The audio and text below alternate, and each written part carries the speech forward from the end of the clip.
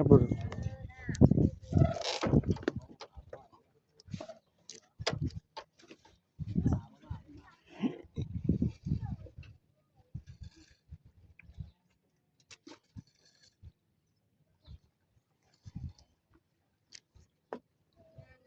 เที่ยวไว้เที่ยวเสียไว้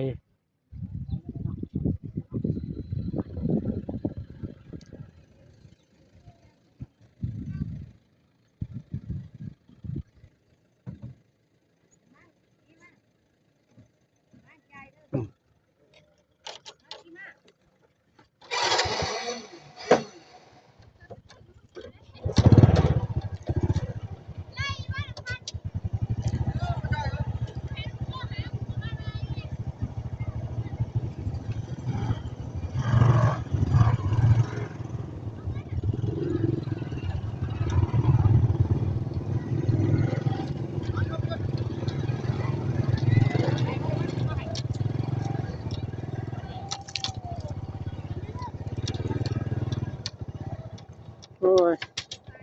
สู้เขาดีกว่าปลอดภัยเว้ยมากระยานะโอ้ยโดดหมอนจนเหมือนนักยังมาแต่แต่ละอย่างมึงแต่งมึงแต่งนั่งก็ดีเที่ยวเที่ยวมาหันไปทำปั้นอะไรหัน10,000มาเลย10,000 10นั่นหลานเขายังบ่ทันขึ้นน้ำบ่ทันไหลเขาจะขึ้นเขาว่า ใช่น้ำปั้นนะเว้ยบัก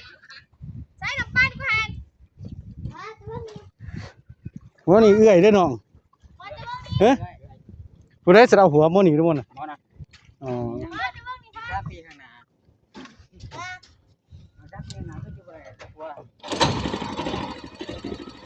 ไปกรุงเทพบ่บ่น่ะอ้าวคือบ่ไปมันไปกรุงเทพหาเงินเฮ้ยโอ้ยไปหาเงินเฮ้ยสิมีอย่างหยัง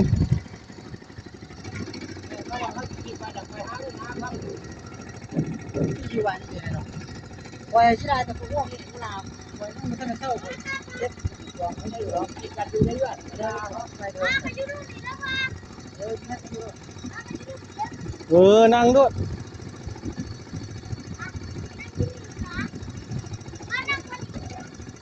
อันนี้มันรถไฟซะน่ะอันนี้รถไฟรถอันนั้นทูดนี่ล่ะนะทูดบ่ทูดเที่ยวเนี่ยโอ้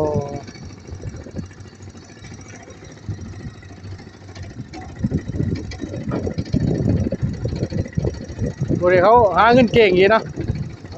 ไม่เป็นสาวปลายปีนไปอยู่แล้วก็ไปเลย เพราะมันไปรุ่นพวกเก้าอุ่นบ่เมื่อก่อนสาวปลายเลย เข้าไปอย่าเขาดับอีกเข้าไปไปถึงไหนมาอยู่บ้านอยู่บ่ได้นะฮะนี่อยู่ไร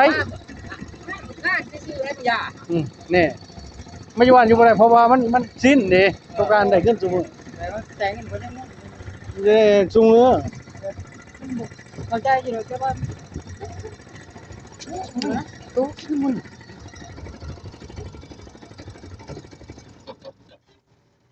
เจ้าเคยได้เงินซุมื้อจะบ่อยู่บ่ได้เนาะเขาบ่อยู่นะ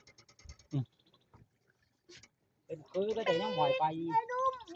เคยอยู่เฮือผู้เฒ่าเป็นคนหาเงินตายอยู่นั่นแหละต้องลงมาเราตายอยู่นั่นแหละบ่แม่นผู้เฒ่าอันเขาดูเคยยังเคยมันบ่เคยไปกะแต่ถามว่าไปมันก็ไปได้บ่ได้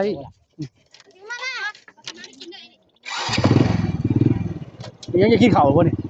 เอ๊ะขับใจขึ้นลัดพุ่นด้วยลูกไปเด้อ